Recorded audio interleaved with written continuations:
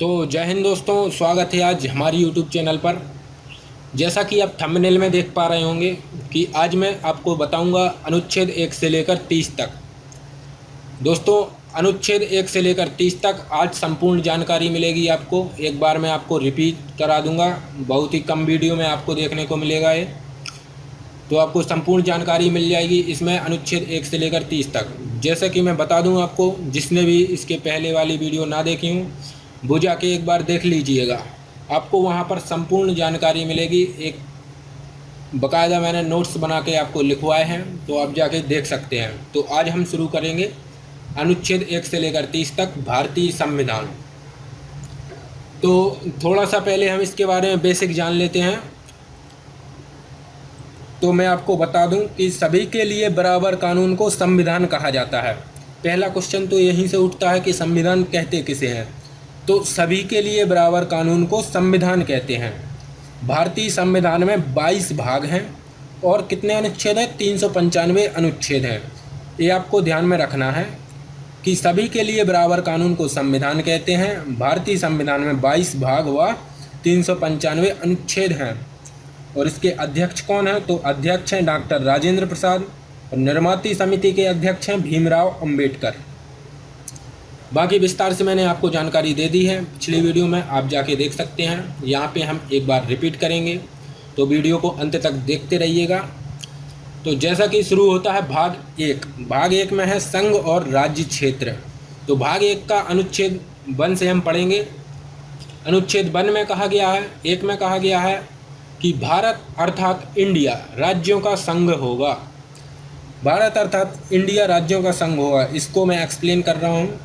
भारत राज्यों का संघ यूनियन है, अर्थात इसके राज्य कभी भी टूटकर अलग नहीं हो सकते हैं। इसके राज्य कभी भी टूटकर अलग नहीं हो सकते हैं। ये चर्चा की गई है अनुच्छेद 1 में। नेक्स्ट आता है अनुच्छेद 2। अनुच्छेद 2 में कहा गया है कि नए राज्यों का प्रवेश या स्थापना। तो नए राज्यों का प्रवेश या स्थापना की चर्चा है अनुच्छेद 2 में। तो संसद राष्ट्रपति को पूर्व सूचना देकर किसी भी विदेशी राज्य को भारत में मिला सकते हैं। तो अनुच्छेद 2 में कहा गया है कि किसी भी विदेशी राज्य को हम भारत में मिला सकते हैं। ऐसा ही एक घटना हुई थी 16 मई 1995 को, जिसमें दोस्तों सिक्किम का भारत में विलय हुआ था। कब? तो 1975 को हुआ था। 1975, 16 मई 1975 को। नेक्स्ट आता है अनुच्छेद 3। इसमें कहा गया है कि राज्यों का निर्माण तथा सीमाओं या नामों में परिवर्तन। अर्थात दोस्तों समझिएगा कि संसद राष्ट्रपति को पूर्व सूचना देकर वर्तमान किसी भी राज्य के नाम तथा सीमा को बदल सकती है। अर्थात दोस्तों समझिएगा यहाँ पे ध्यान से, नहीं तो बिल्कुल नहीं आएगा आपको समझ में, आप ध्यान से नहीं समझेंगे। अनुच्छेद 2 में कहा गया है कि किसी भी विदेशी राज्य को भारत में मिला लो, और जब वह मिल जाए तो फिर हम उसके सीमा या नाम में किसी भी चीज़ में परिवर्तन कर सकते हैं। किसके तहत? तो अनुच्छेद 3 के तहत। 2 ने कहा कि मिल जाओ और 3 ने कहा कि परिवर्तन कर दो। जब वह मिल जाए तो परिवर्तन कर सकते हैं। और अनुच्छेद 4 में कहा गया है कि पहली अनुसूची व चौथी अनुसूची के संशोधन तथा 2 और 3 के अधीन बनाई गई विधियाँ। समझिएगा ध्यान से, यहाँ पे अनुच्छेद 2 और 3 में किया गया संशोधन अनुच्छेद 368 के बाहर रखा गया है। अर्थात इस संशोधन को राष्ट्रपति नहीं रोक सकते हैं। तो आपका ये भाग 1 खत्म हो गया है। 1 में कहा गया है कि भारत राज्यों का संघ है। 2 में कहा गया है कि किसी भी विदेशी राज्य को मिला लो। सिक्किम को मिलाया था 1975 में। अनुच्छेद 3 में कहा गया कि जब वह मिल जाए तो हम उनके नाम सीमा में किसी भी चीज़ में परिवर्तन कर सकते हैं, जैसे बिहार से झारखंड, उड़ीसा से ओडिशा हुआ था नाम चेंज। तो 4 में कहा गया है कि अनुसूची पहली व चौथी अनुसूची के संशोधन तथा 2 और 3 के अधीन बनाई गई विधियाँ, अनुच्छेद 4 में। फिर दोस्तों नेक्स्ट आता है, हम चलते हैं भाग 2। भाग 2 में कहा गया है कि नागरिकता की चर्चा की गई है। भाग 2 में किसकी चर्चा है? तो नागरिकता की चर्चा है। यह कहाँ से कहाँ तक है? अनुच्छेद 5 से लेकर 11 तक। भाग 2 में अनुच्छेद 5 से लेकर 11 तक। तो हम अनुच्छेद 5 को देखते हैं। संविधान के प्रारंभ पर नागरिकता। कहा गया है संविधान के प्रारंभ में नागरिकता। अर्थात दोस्तों समझिएगा, संविधान प्रारंभ में दी गई नागरिकता, अर्थात जब संविधान बना तो उन सभी लोगों को नागरिकता दी जाएगी जो उस समय भारत के अंदर थे। तो ये आप निश्चित समझ पा रहे होंगे। नेक्स्ट आता है दोस्तों अनुच्छेद 6। तो इसमें कहा गया है कि भारत आने वाले व्यक्तियों को नागरिकता, अर्थात दोस्तों भारत आने वाले तो कहाँ से आएंगे, पाकिस्तान से भारत आए लोगों की नागरिकता की चर्चा की गई है इसमें। तो पाकिस्तान से भारत आए लोगों का नागरिकता, किंतु यदि वह संविधान बनने के बाद आएंगे तो नागरिकता नहीं मिलेगी। उसके लिए कुछ शर्तें हैं, वो मैं अभी बताऊंगा। नेक्स्ट आता है अनुच्छेद 7। तो पाकिस्तान जाने वाले को नागरिकता, समझिएगा, स्वतंत्रता के बाद भारत से पाकिस्तान चले गए ऐसे व्यक्ति जो संविधान बनने से पहले लौट आए तो उन्हें नागरिकता दे दी जाएगी। तो इसकी चर्चा है अनुच्छेद 7 में। अनुच्छेद 8 कहता है दोस्तों कि भारत के बाहर रहने वाले व्यक्तियों की नागरिकता, भारत के बाहर रहने वाले व्यक्तियों की नागरिकता, समझिएगा, जैसे कि कोई व्यक्ति विदेश भ्रमण के लिए गया हो, नौकरी करने के लिए गया हो, तो उनकी नागरिकता समाप्त नहीं की जाएगी। तो इसमें चर्चा की गई है अनुच्छेद 8 में। अनुच्छेद 9 कहता है कि विदेशी राज्यों की नागरिकता मिलने पर नागरिकता का ना होना, मतलब समझिएगा कि जैसे कोई व्यक्ति विदेश की नागरिकता ले लेता है तो उसकी भारत की नागरिकता को समाप्त कर दिया जाएगा। विदेश की नागरिकता लेने पर भारत की नागरिकता को समाप्त कर दिया जाएगा। अनुच्छेद 10 में कहता है दोस्तों कि नागरिकता के अधिकारों का बना रहना, अर्थात दोस्तों समझिएगा भारतीयों की नागरिकता बनी रहेगी। कब तक बनी रहेगी, तो ये समझिएगा जब तक कि वह कोई देश विरोधी कार्य नहीं करते। जब तक कि वह कोई देश विरोधी कार्य नहीं करेंगे तब तक उनकी नागरिकता बनी रहेगी। तो अब आगे चलते हैं दोस्तों। नेक्स्ट आता है अनुच्छेद 11। अनुच्छेद 11 को देखिएगा दोस्तों। इसमें कहा गया है कि संसद द्वारा नागरिकता के लिए कानून का विनिमय, संसद द्वारा नागरिकता के लिए कानून का विनिमय। तो नागरिकता संबंधी कानून कौन बनाती है, तो इसमें कहा गया है अनुच्छेद 11 में, देसी भाषा में बताऊंगा, नागरिकता संबंधी कानून संसद बनाएगी। यह जिम्मेदारी किसको दी गई है, तो गृह मंत्रालय को दी गई है। यह जिम्मेदारी गृह मंत्रालय को दी गई है। हमारा भाग 2 समाप्त हो जाता है यहीं पर। आगे आता है दोस्तों भाग 3। भाग 3 में आता है दोस्तों मूल अधिकार की चर्चा की गई है। अनुच्छेद 12 से लेकर 35 तक, अनुच्छेद 12 से लेकर 35 तक मूल अधिकार की चर्चा की गई है। तो समझते हैं यहाँ पर। अनुच्छेद 12 में कहा गया है कि राज्य की परिभाषा, राज्य की परिभाषा, मूल अधिकार की परिभाषा की चर्चा है इसमें। मूल अधिकार की परिभाषा, एक चीज़ ध्यान से समझिएगा दोस्तों, मूल अधिकार को नैसर्गिक अधिकार कहते हैं क्योंकि ये जन्म के बाद मिलते हैं। क्योंकि जो मूल अधिकार होते हैं वो हमारे जन्म के बाद मिलते हैं। मूल अधिकार को जैग्ना कार्टा भी कहा जाता है भाग 3 को। इसे कहाँ से संविधान से लिया गया है, तो सबको पता है यूएसए के संविधान से लिया गया है। यूनाइटेड स्टेट ऑफ अमेरिका के संविधान से लिया गया है। क्या, तो मूल अधिकार लिया गया है। तो अनुच्छेद 12 में किया गया है दोस्तों मूल अधिकार की परिभाषा। यहाँ पे समझ जाइएगा मूल अधिकार की परिभाषा। अनुच्छेद 13 को देखते हैं हम। इसमें कहा गया कि मूल अधिकारों को असंगत या अल्पीकरण करने वाली विधियाँ, इसको मैं बिल्कुल सिंपल भाषा में समझा रहा हूँ। यदि हमारे मूल अधिकार को किसी दूसरे के मूल अधिकार प्रभावित कर रहे हैं तो हमारे मूल अधिकार पर रोक लगाया जा सकता है। यदि हमारे मूल अधिकार को किसी दूसरे मूल अधिकार प्रभावित करते हैं, किसी दूसरे के मूल अधिकार प्रभावित करते हैं तो हमारे मूल अधिकार को रोक दिया जाता है। इसे कहते हैं हम क्या, अल्पीकरण कहा जाता है। इस विधि को अल्पीकरण, मतलब हम कोई ऐसा कार्य ना करें कि दूसरे के मूल अधिकारों का हनन हो। नेक्स्ट आता है अनुच्छेद 14। तो इसमें कहा गया है विधि के समक्ष समानता। विधि के समक्ष समानता का अर्थ है दोस्तों कि कानून के सामने सब समान हैं, चाहे वो फिर जो कोई हो।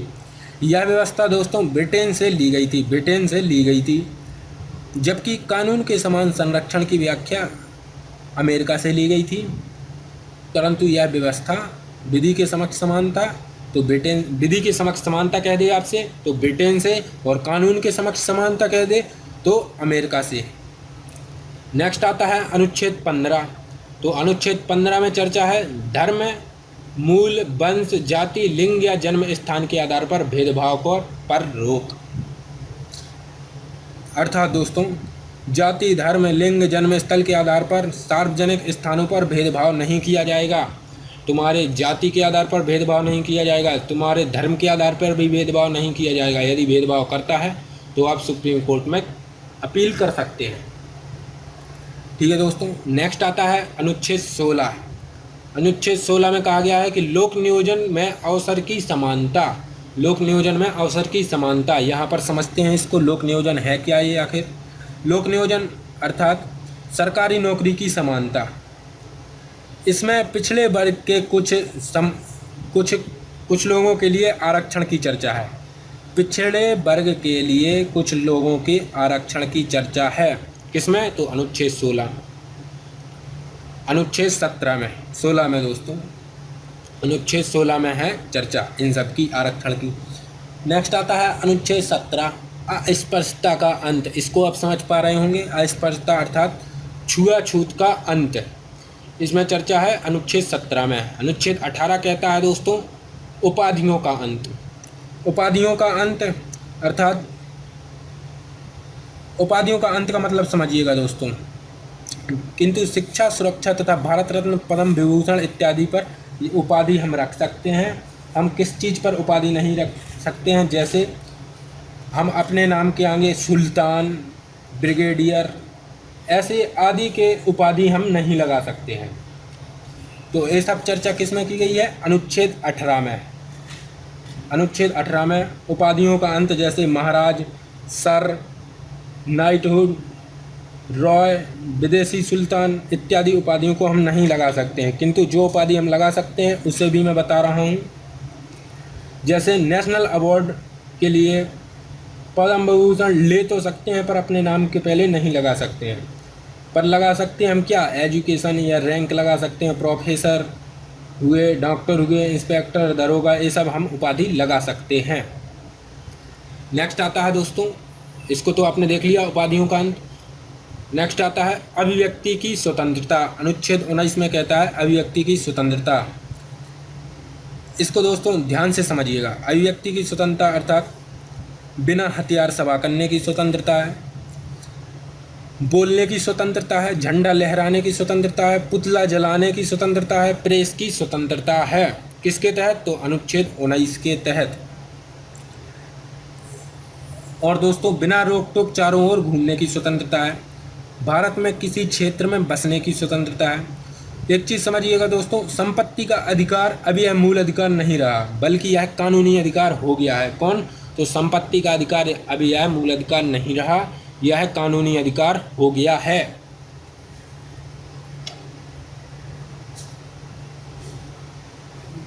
तो दोस्तों संपत्ति का अधिकार हो गया है अब कानूनी अधिकार। आगे समझते हैं हम। 19 के ए में दिया गया है सूचना का अधिकार। सूचना का अधिकार दिया गया है दोस्तों इसमें। ठीक है, आगे चलते हैं हम। अनुच्छेद 20। अनुच्छेद 20 में कहा गया है कि अपराधों के दोष सिद्ध के संबंध में संरक्षण। अर्थात इसमें 3 प्रकार की स्वतंत्रता दी गई है। एक, गलती की एक सज़ा। किंतु दोस्तों सज़ा उस समय के कानून के आधार पर दी जाएगी, ना कि पहले या बाद के कानून के आधार पर। सज़ा के बाद भी कैदी को संरक्षण दिया जाएगा। इसका अर्थ आप समझिएगा दोस्तों कि सज़ा उस समय के कानून के आधार पर दी जाएगी। जैसे कोई व्यक्ति कोई अपराध करता है, जैसे 2020 में किसी ने अपराध किया, तो उसको सज़ा जब उसकी सुनवाई होगी, तो जैसे 3 साल बाद जज के सामने वह पेश हुआ, तो उसको सज़ा 3 साल बाद कितने हुए? तो 2022। तो उसको सज़ा 2022 के नियम के आधार पर नहीं दी जाएगी, उसको सज़ा दी जाएगी 2019 के नियम के आधार पर। तो कहा गया है सज़ा उस समय के कानून के आधार पर दी जाएगी, ना कि पहले या बाद के कानून के आधार पर। और दोस्तों कहा गया है अनुच्छेद 20 के अनुसार जब तक किसी व्यक्ति को न्यायालय दोषी करार नहीं कर सकती है, उसे अपराधी नहीं माना जाता है। जब तक, पर दोस्तों न्यूज़ वाले पहले ही अपराध सिद्ध कर देते हैं किसी का भी। मैं ज़्यादा नहीं बोलूँगा, आगे चलते हैं हम। आगे आता है दोस्तों, अब चलते हैं हम अनुच्छेद 21 की तरफ। इसको आप ध्यान से पढ़िएगा, बिल्कुल ध्यान से। इसमें कहा गया है कि 6 से 14 वर्ष के बच्चों को शिक्षा का अधिकार। और दोस्तों समझिएगा, इसमें प्राण एवं दैहिक स्वतंत्रता है। इसी के कारण अधिक धुआं देने वाले वाहन या बिना हेलमेट वाले व्यक्ति का पुलिस चालान काटती है। अनुच्छेद 21 में ही निजता का अधिकार को जोड़ा गया है। यह हमारी गोपनीय जानकारी को भी उजागर नहीं कर सकता है। दोस्तों अनुच्छेद 20 तथा 21 को आपातकाल के दौरान नहीं रोका जा सकता है, अतः इसे सबसे शक्तिशाली मूल अधिकार भी कहते हैं। अनुच्छेद 20 और 21 को आपातकाल के दौरान भी नहीं रोका जा सकता है। 6 से 14 वर्ष के बच्चों को शिक्षा का अधिकार, निजता का अधिकार भी अनुच्छेद 21 के अंतर्गत रखा गया है। नोट में आप देख लीजिएगा, ये 21 के ए में है। 21 में दिया गया है प्राण एवं दैहिक स्वतंत्रता, और 21 के ए में अर्थात का में दिया गया है कि 6 से 14 वर्ष के बच्चों को निःशुल्क प्राथमिक शिक्षा का अधिकार है। किस संशोधन के तहत? तो 86वां संशोधन 2002 के द्वारा जोड़ा गया है। आगे आते हैं दोस्तों, अनुच्छेद 22 में कहा गया है कि कुछ दशाओं में गिरफ्तारी से संरक्षण। अनुच्छेद 22 में कुछ दशाओं में गिरफ्तारी से संरक्षण। इसमें 3 प्रकार की स्वतंत्रता दी गई है जो गिरफ्तारी के संरक्षण रक्षा करती है। जैसे दोस्तों, व्यक्ति को गिरफ्तार करने से पहले वारंट का हिंदी में समझिएगा कारण बताना होता है। व्यक्ति को गिरफ्तार करने से पहले कारण बताना होता है। 24 घंटे के अंदर उसे न्यायालय में सशरीर प्रस्तुत किया जाता है। इस 24 घंटे में यातायात तथा अवकाश का समय नहीं गिना जाता है। और समझिएगा, गिरफ्तार व्यक्ति को उसके पसंद का वकील रखने का भी अधिकार है। तो इसमें दिया गया है गिरफ्तारी से संरक्षण कुछ दशाओं में। तो दशाएं आपने सुन ली हैं कि गिरफ्तारी से पहले कारण बताना होगा, 24 घंटे के अंदर न्यायालय में प्रस्तुत करना होगा, और वह अपने मन का वकील भी रख सकता है। आगे चलते हैं हम अनुच्छेद 23। इसमें कहा गया है मानव के दुर्व्यवहार। अनुच्छेद दोस्तों 23 में कहा गया है, ध्यान से देखिएगा, कि बलात्श्रम या बेरोजगारी की चर्चा है। इसमें दुर्व्यापार या बेगारी या बलात्श्रम पर प्रतिबंध। मानव का दुर्व्यापार, बेगारी या बलात्श्रम पर प्रतिबंध। तो दोस्तों बलात्श्रम क्या है? जबरदस्ती श्रम को ही हम बलात्श्रम कहते हैं। बेरोजगारी, बिना वेतन दोस्तों, तो इस पर रोक लगाया गया है। किंतु दोस्तों राष्ट्रीय सुरक्षा के मुद्दे पर बलात्श्रम या बेगारी कराया जा सकता है। तो यहाँ पर चर्चा की गई है कि किसी को भी बिना वेतन उससे ज़बरदस्ती काम नहीं करवाया जा सकता है, किंतु दोस्तों राष्ट्रीय सुरक्षा के हित के लिए उनसे काम कराया जा सकता है। नेक्स्ट आता है अनुच्छेद 24। तो इसमें कहा गया है कि 14 वर्ष से कम आयु के बच्चों को कारखानों या खान या किसी खतरनाक उद्योग में कार्य नहीं किया जा सकता है। तो अनुच्छेद 24 कहता है कि 24 वर्ष से कम उम्र के बच्चों को खतरनाक काम में नहीं लगाया जा सकता है। तो ये आप समझ पा रहे होंगे। तो 14 वर्ष से कम आयु के बच्चों को, ठीक है। आगे चलते हैं हम दोस्तों, अनुच्छेद 25। तो इसमें कहा गया है कि धर्म का आरक्षण और प्रचार की स्वतंत्रता। धर्म का आरक्षण और प्रचार की स्वतंत्रता की चर्चा की गई है इसमें। अतः किसी कारण की चर्चा अर्थात व्यक्तिगत धार्मिक स्वतंत्रता की चर्चा है। इसी के तहत जो सिक्के होते हैं दोस्तों, वह कृपाण दोस्तों, तलवार समझिएगा, वह तलवार इसी के तहत रखते हैं। इसी के तहत हिंदुओं को टीका लगाने का अधिकार है, टीका लगाने की स्वतंत्रता है। मुसलमानों को दाढ़ी रखने की स्वतंत्रता है। तो किसके तहत? अनुच्छेद 25 के तहत। अनुच्छेद 26 को देखते हैं हम, धार्मिक कार्यों के प्रबंधन की स्वतंत्रता। अनुच्छेद 26 में कहा गया है कि इसमें सामूहिक धार्मिक स्वतंत्रता है। इसी के तहत यज्ञ, हवन, सड़क पर नमाज पढ़ने की अनुमति है। किसके तहत? तो अनुच्छेद 26 के तहत। नेक्स्ट देखते हैं हम, अनुच्छेद 27 में ज़्यादा कुछ नहीं है। धार्मिक कार्य के लिए रखा धन पर टैक्स नहीं लगेगा। अनुच्छेद 27 में कहता है। अनुच्छेद 28 में कहता है कि सरकारी धन से चल रहे संस्थान में धार्मिक शिक्षा नहीं दी जाएगी। अनुच्छेद 29 को देखते हैं हम। 29 में कहा गया है कि अल्पसंख्यक वर्गों के हितों का संरक्षण। अर्थात दोस्तों इसमें दोस्तों संस्कृति एवं शिक्षा संबंधी अधिकार की चर्चा की गई है। इसमें अल्पसंख्यकों की रक्षा है और कहा गया है कि किसी भी अल्पसंख्यक को इसकी भाषा या संस्कृति के आधार पर किसी संस्थान में प्रवेश से नहीं रोका जा सकता है। तो आप समझ पा रहे होंगे अनुच्छेद 29 में कहा गया है। अनुच्छेद 30 में कहा गया है कि अल्पसंख्यकों का शिक्षा संरक्षण, शिक्षा संस्थानों की स्थापना और प्रशासन करने पर अल्पसंख्यक वर्गों का अधिकार है। इसको हम शुद्ध भाषा में समझते हैं। अल्पसंख्यक यदि बहुसंख्यकों के बीच में शिक्षा लेने से संकोच कर रहा है तो अल्पसंख्यक अपने पसंद की संस्था खोल सकते हैं, सरकार उसे भी दंड देगी। तो इतना आपने समझ पा लिया। एक और देख लेते हैं हम अनुच्छेद 31। तो 31 में कहा गया है कि इसमें पैतृक संपत्ति की चर्चा है, वो हम आगे की वीडियो में देखेंगे। तो दोस्तों आज के लिए बस इतना ही। तो आप बताइएगा कमेंट में कैसी लगी आपको वीडियो, कहाँ आपको समझ में नहीं आया। हम सारे आपके डाउट क्लियर करेंगे, बस हमें आपका सपोर्ट चाहिए। तो वीडियो को लाइक कर दीजिएगा, चैनल को सब्सक्राइब करें, अपने दोस्तों के साथ भी शेयर करना ना भूलें। मिलते हैं हम नेक्स्ट वीडियो में, तब तक के लिए जय हिंद।